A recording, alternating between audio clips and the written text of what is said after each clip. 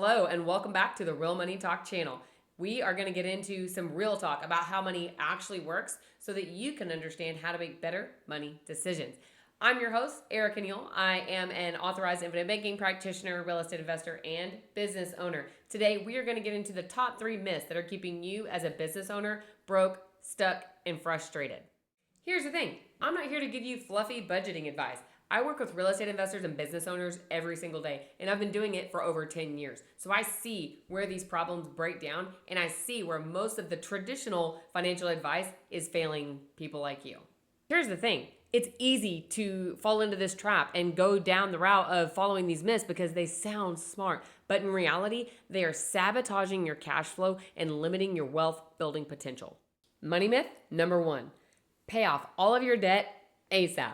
Now, I can already hear the financial gurus and you know who chirping in the background, but we need to understand there is a difference between good debt and bad debt. And if you've been in business long enough, you understand the power of leverage. You, as an individual person, cannot wear all the hats, do all of the jobs, serve all of your clients, grow your business, and do it all by yourself. No, that's not possible. You might do it for a little while, but there's no way to grow and scale your business in that fashion.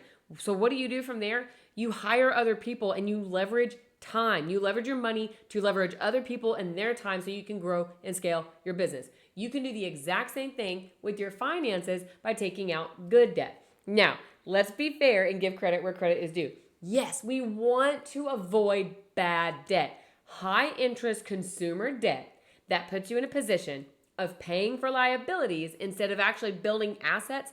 That is not going to serve you or your business. So we are going to call a spade a spade. There is such thing as bad debt. We don't want to go down that route chasing those types of rabbits. However, strategic debt is how you can grow your wealth faster. Now, when we're looking at strategic wealth, putting money into smart strategic plays where you're putting in $1 and getting out more than one and giving $1 multiple jobs, just like Robert Kiyosaki talks about, that's what we want to make sure and focus on so that you can grow and scale your business faster. Now, when we're talking about allocating dollars, let's be real. As business owners, we know there's only so much money to go around, okay? There's only so much at the end of the day that you have to allocate to the different areas of your business. So when you are looking at where to spend your dollars most effectively, most efficiently, we don't want to over prioritize paying down cheap debt. Paying down cheap debt that you're using as leverage is killing your liquidity. You're throwing money into something that's not serving you. Instead, you can leverage your money, continue to pay on low interest, good debt, while using that money as leverage to go out and generate a 10, a 12, a 15, a 20% return. It might be real estate, it might be private lending, it might be your business, it might be a marketing firm, whatever, something in your world that is giving you a good rate of return, because remember, your asset is your business. Your investment is your business. So when you're looking at positioning your dollars, take from one end and give to another. Do it strategically and do it intelligently and efficiently, and you can give yourself the ability to leverage those dollars and make smarter money decisions. Let's take a look at the math. Okay, you're a business owner and you are taking out a loan. You have a loan outstanding for $500,000. Most of these loans have a 10-year period. Make sure I'm on, let me do annual. Yep. 10-year period, we're going to say, I don't know, let's say 7%. Okay, I know rates have kind of been all over, but historically, kind of a good average for the last probably 15 years, let's just say 7%. You still have 10 payments left, so you're going into this brand new. So if you took out a $500,000 loan at 7% for 10 years, your annual payment would be around $71,000. If you look at it monthly,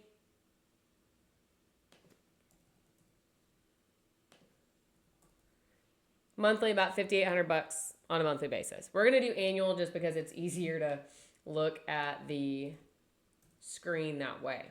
So, all right.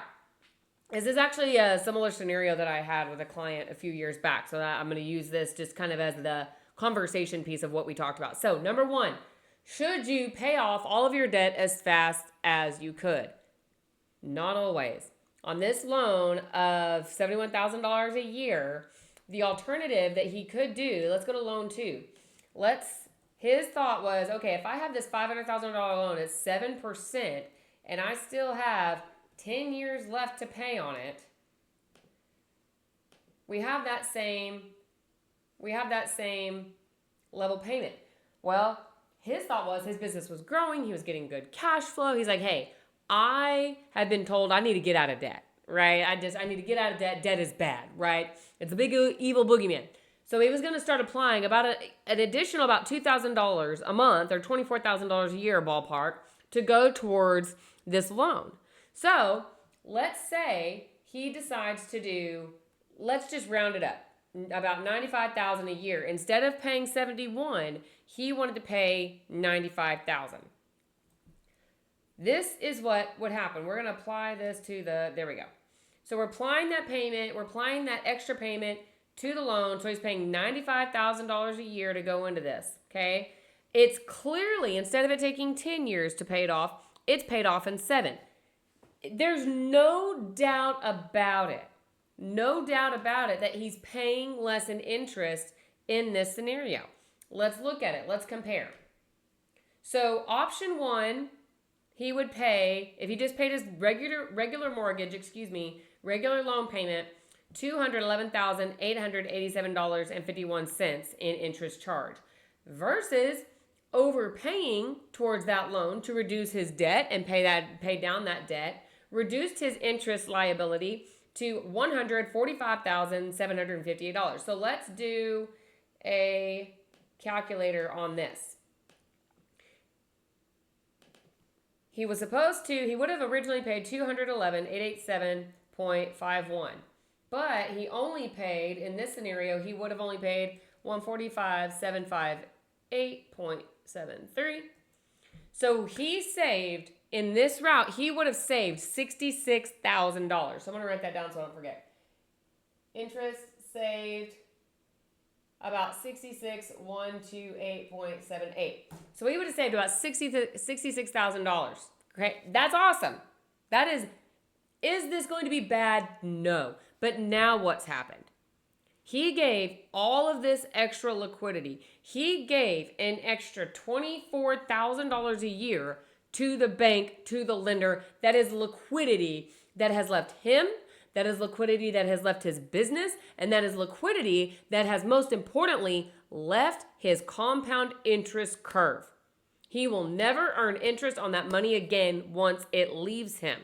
What do I mean by that? Well, let's take a look. Let's pretend, actually, we'll do the exact math on that. Here we go. Come back here. Obviously, he's overpaying. So he paid $95,000 a year when he should have only paid, so 95, when he should have only paid $71,188.75. So he would have overpaid per year $23,811.25. Okay, that's what he would have paid. Let's come to a cash flow calculator. What I mean is overpaying on this debt means almost $24,000 a year is leaving his business, it's leaving his cash flow, it's leaving his compound interest curve. Imagine applying over a 10-year span. We're going to start at 0. Let's pretend that he's going to take that $23,811.25. And let's just pretend you, as a business owner, you have a variety of things that you can save this money into. You can put it into your infinite banking policy. You can put it into, a high yield savings account. You can put it into a, low risk stock portfolio, bond portfolio, whatever. Let's pretend you're going to get 5%. I want to point this out. Remember what the loan rate was? The loan rate was 7. He's only earning 5 in this scenario. So we're looking to see, by overpaying on that debt, he would have saved himself, what did we calculate? He would have saved himself $66,000 in interest.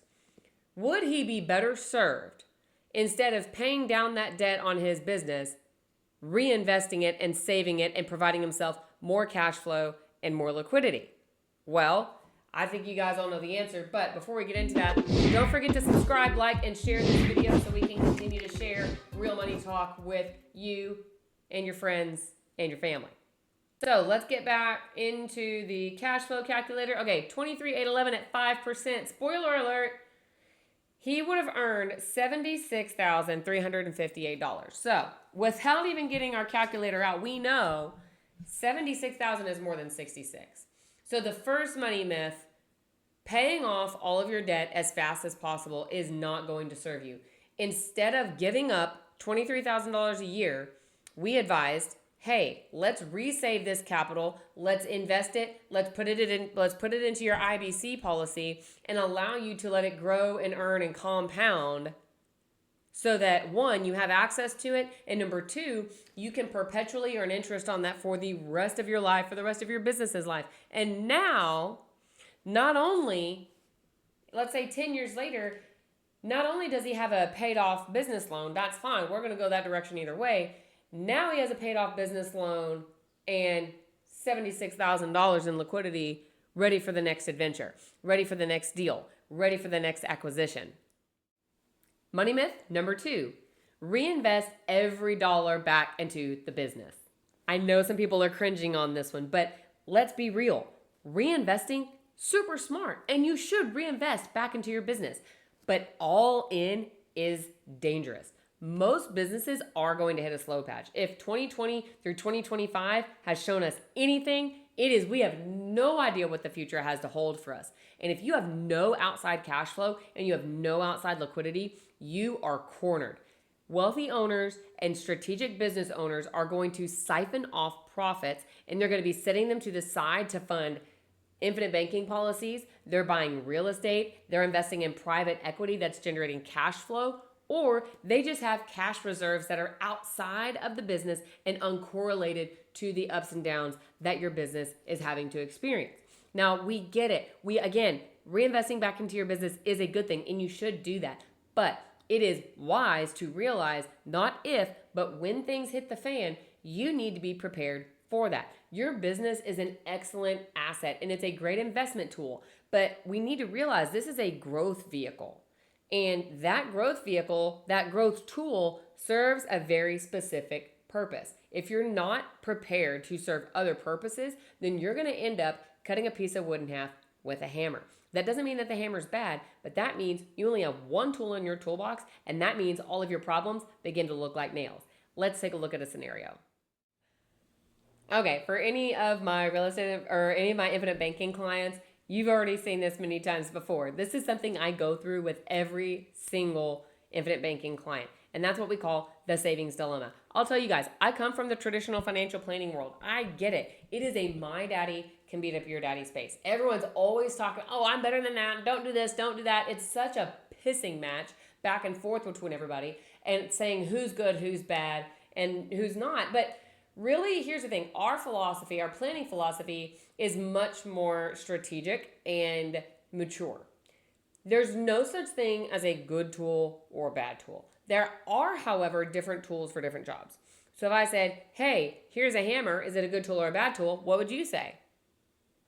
It depends, right? What are you trying to accomplish? And that's the thing with your money. You need to be aware of what you're trying to accomplish before you choose the tool to do the job. So often we are sold a tool, sold a hammer when you're trying to cut a piece of wood in half. And we're like, oh, this hammer sucks. No, it doesn't. You're using it wrong. So when we're talking about money, there's 3 particular jobs, 3 functions of your money that you need it to be able to perform, especially in business. You have short-term, you have intermediate term, and you have long-term functions. Now, there are different tools to perform different jobs. For example, you have your bank account. That's going to be your short-term category. These guys do serve a purpose. Now, most people are putting money into their bank account because of the way that it functions.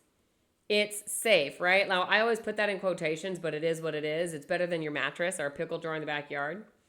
There's also an element of liquidity. You can pay bills. You can, you can go and pay for equipment or whatever you need to do. You can put money in and out of this account every single day, in and out. Here's the catch, though. With a bank account, you're not really getting any sort of growth. That's fine. This is money that you need to use within the next 0 to 12 months. Otherwise, you're losing money due to inflation, especially right now, right? Now, let's go to the other end of the spectrum. We are going to talk about the long-term category. This is very, very broad. This can include any and all investments such as your business, real estate, stock portfolio, retirement account, whatever. Something that over the next 7 or more years you are hoping will come to fruition. Now, I say hope. We're hoping to get growth. This is a growth vehicle, okay? Your business is a growth vehicle. Investments are a growth vehicle. That's what they do. Hopefully, we're going to see them increase over time. However, all investments carry risk. We know that. So we know they're not safe. There's a risk factor there, okay? It's fine. It's just we need to acknowledge that. But we also know that investments are not liquid. Like we just saw, if you put money into your business, you cannot just turn around and go withdraw it out the next day. That's not how that works. This is money that needs to be allocated into this asset for 7 years or more, typically, okay? Now, this is the savings dilemma that I have seen so many people, but specifically business owners, back themselves into. If you want safety and liquidity, you have to sacrifice growth. And if you want growth, you have to sacrifice safety and liquidity. So you can either lock your money up for 7+ years, or you keep it in an account that you need to use it PDQ. That has created a huge gap. That is a problem. There is a hole in most people's business plans. So what about money that you might need to use tomorrow, today, whatever? But if not, it needs to benefit you over the long run as well. Said another way, how do you bridge the gap between your everyday bank account transactions and your long-term investments within your company? You have a hammer and you have a saw, but now you need a screwdriver. You need something to fill in this middle ground, and it doesn't need to be better than, it just needs to be different than what you already have. We need completely different characteristics that fill in all of the holes that are not being addressed. Said another way, we need to give you the ability to earn guaranteed growth. It needs to be safe. So when you want to go get your money, guess what? It's there. That money needs to be liquid, quick, and easy to get to. Boom, boom. Well, let's throw in some tax benefits. We're going to give you privacy and asset protection, and you have control over money going in and out of your bank, of your accounts. So again, having different tools, having different vehicles is incredibly important, and making sure that you checked off all the boxes of your business strategic future planning. Now, look at this. We refer to, this is an infinite banking setup. This is what we do for business owners all the time. We refer to it as the vault. Think of a vault or a safe in your closet or garage or whatever. You can put money in when you want. You can take money out when you want. It's safe. It's protected. Who knows how much cash you have sitting in your safe at home? Just you, right? It's nobody else's business. It's completely private and secure. That's exactly how these policies work. I was actually in a podcast. It was a really good one. It's called Investor Fuel, Stephen Schmidt. You can look it up. But he was really familiar with infinite banking, and we talked about that. And I always use this analogy of different tools for different jobs. And he actually used the analogy of a vehicle. He said, IBC policies, they're not a sports car. This is not your Corvette. This is not something where you're racing down the highway, or I know I have a really good friend that's like really into Porsches. Whatever. It's not your sports car, okay? It's not your sports car. But it's not your like granny, luxury mobile either. Like that's not what it is. It's not like a school bus, and it's not like an Oldsmobile just kind of putt along. That's going to be more like a bank account. You're using it to get you from A to B, right? Nothing really fancy schmancy about it. However, it's not a sports car. It's not, it's not a little Oldsmobile, but it is the armored truck. And that is what he referred to these policies as. And that's one of the best analogies that I've heard. It's going to go and it's going to move. Is it going to go fast? Is it going to go 100 miles an hour down the highway? No. But is it going to protect that money, get it where you want it to go, where you need it to be in a safe and secure way, where it's bulletproof and nothing's going to hurt it along the way? Absolutely. So this is how we go through it with our investors. There is a cash flow scenario. We're going to go through that in another video, but this is just to point out Your investments are not bad. Your bank account is not bad. Your IBC policy is not bad. Having all of them in your toolbox puts you in a position that you are ready and strategically prepared for anything that comes your way. Money myth number 3. Max out your 401k or SEP IRA. Again, I feel so many people cringing, and I can only imagine the CPAs that are gonna, what about the tax strategy?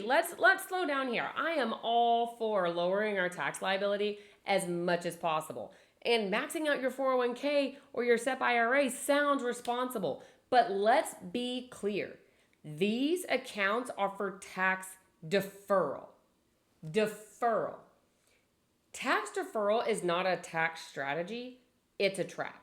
A lot of my clients that I work with are going to be deferring into these accounts for the next 5, 10, often 20 years or more. And when you're putting money into these accounts, there's a few key areas that you need to be aware you are completely relinquishing and giving up with your money. The first one is liquidity. When you have money inside of these accounts, they cannot be touched without taxes or penalties. Now, you do have the ability and you have the option from a lot of 401ks and these retirement accounts to take out a loan. Those are not bad things. However, they do have more stringent, number one, they have more stringent rules than what you see in an IBC policy. Again, look at the loan video that I do, and the leverage video that I do on infinite banking. That'll make more sense.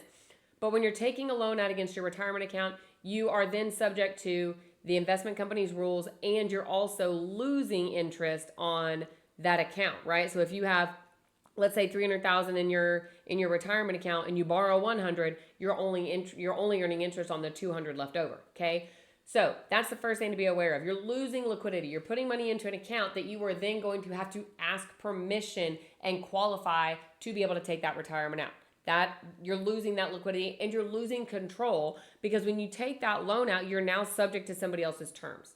You are not, and let's be real, is your business going to be the same every single month, every single quarter, every single year? I don't know about yours. Mine doesn't. Mine fluctuates, right? So it's something that if you're not able to or in a position, I have several real estate deals. They're not cash flowing right now, okay? I'm a passive investor in a couple of syndications that have paused distributions. If you're not getting cash flow from your investments or from your business and you have given control to someone else, you're going to be subject to those terms. So that's a big deal. And then, of course, timing, waiting until you're 59 and a half, and that's assuming they don't increase the age. They're already looking at increasing the full retirement age for Social Security. I highly see a probability that they will increase the accessibility age to retirement accounts. But neither here nor there. Right now, the age that you can touch your retirement accounts is 59 and a half. So when you're looking later on down the line, and I mentioned earlier, tax deferral is not a strategy, it's a trap. Here's what I have seen with many business owners. A couple of things to consider. Number one, are you expecting between the next 10, 20, or even 30 years from now, depending on your age, do you think tax brackets are going to go down? I don't know about you, but I don't. Let's look at an example of what I'm talking about. Okay, here we have a history of the U.S. marginal tax rate. So marginal are, right, the different brackets that you can fall into. So, or the margins, if you want to say it that way, whatever works. If we look at this historically, from 1913, when income tax was actually put in position as a way to raise money and apply that towards essentially war. Let's just make it simple, okay? That's what they were trying to do. And then they realized, oh, look, we can make a lot of money on this. It was only supposed to be temporary, and here we are over 110 years later still paying. Neither here nor there. The point is, we started out in 1913 with the marginal tax rates on the left-hand side over here really, really low, okay? Obviously, then they shot up here. What is that? 1917 through 1923. And then here we saw the Great Depression. Well, once we kind of started to, what do we want to do? Recover from that? Let's shoot the tax brackets right back up. So my point is, we have seen this massive volatility. Let's zoom out over the entirety of our U.S. tax history. We are right here. This is as of 2025. So this is recent. Over the history of our country, the average minimum tax rate has been around 11.5. Okay. And we're about in that range right now. However, the average maximum, the average, not even the highest, the average is 56.4%. So if we actually go back and look here in the middle, the maximum tax rates were north of 90%. 90% of your top dollar going to federal taxes. So just looking at the average, we're at 56.4. Based on where we are right now, we are in one of the lowest tax environments that we have ever been in. This is where we are, folks. So we are less than 40% on the high side for the marginal tax rates. The average minimum is about the same, but our maximum right now is well below the average. And it's definitely well below the right end of that bell curve, right? Because we see that up here. My point to that is, do you think that tax brackets where they are right now are going to go up, down, or remain the same? They might stay the same, but it's very, very likely, based on history and the state of our economy and the rising debt, that it could go up, okay? So again, just my thoughts. Take that however you want. So that's the first question that you want to ask yourself when you're referring to your future payments on tax liabilities. Are the tax brackets going to go down? The second question is, are you going to be making less money in the future? Surely not, right? Like, I don't think any of us are planning on making less money than what we're making right now. Let's look at a future value calculator just to see apples to apples what that's going to look like between now and the next few decades. Okay, I'm going to use $100,000. Let's pretend that right now you make $100,000. And I'm using that because this is easy to do fractions based off of. So you may earn higher or lower or whatever. Now, we're not going to do any payments, obviously. Let's pretend that the inflation rate is only going to be 3%. Okay, now there's a whole nother conversation I have over how inflation is marginalized, and it can depend on the industry. But again, different story for another day. If you have a 3% increase to your income over the next 10 years, that means the future value of your earnings would be about $134,000. So $134,391.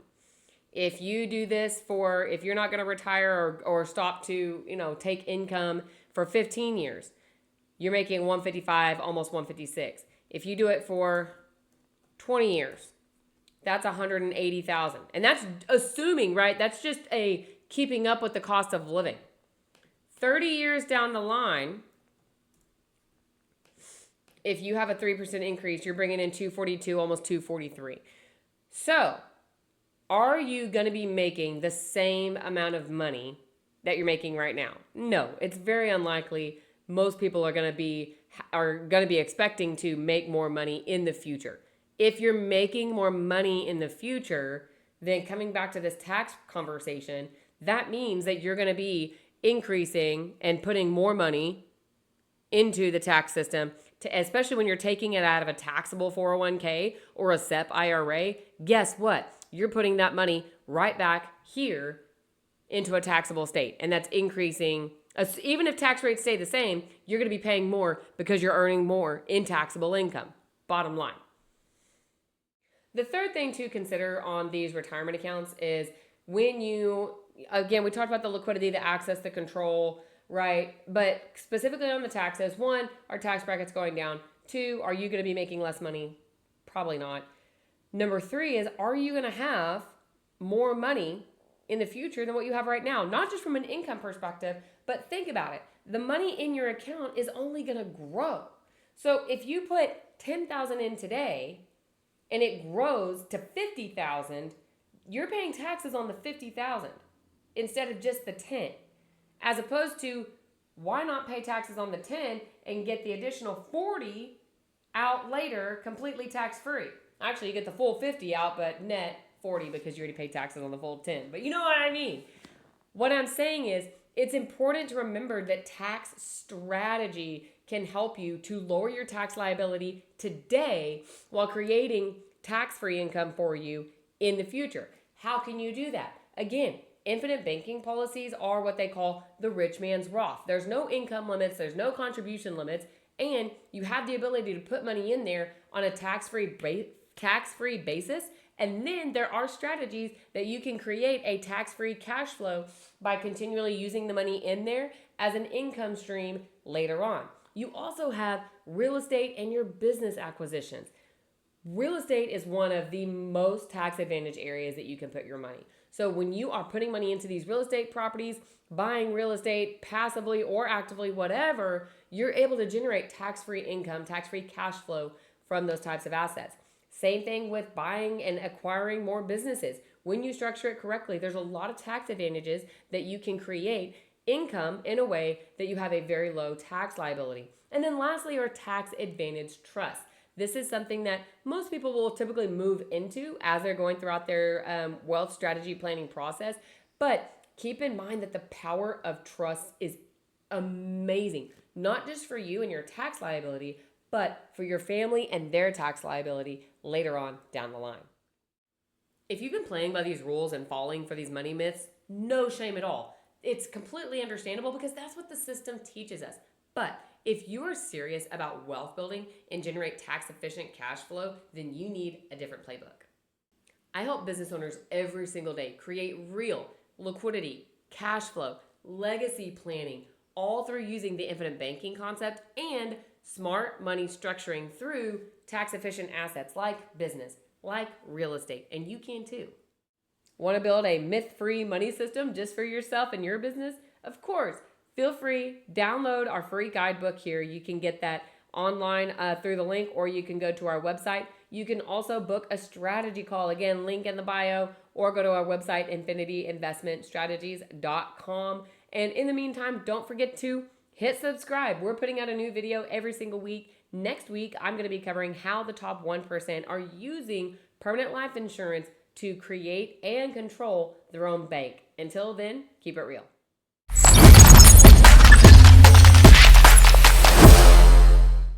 At Infinity Investment Strategies, we teach investors and business owners how to become the bank. In using the infinite banking strategy, you can lower your taxes, increase the control you have over your own money, lower your risk against multiple wealth eroding factors by adding additional layers of asset protection, and increase your leverage with guaranteed growth and the opportunity for dual rates of return. With authorized infinite banking practitioners with experience in business and investments, we are here to help enhance your portfolio.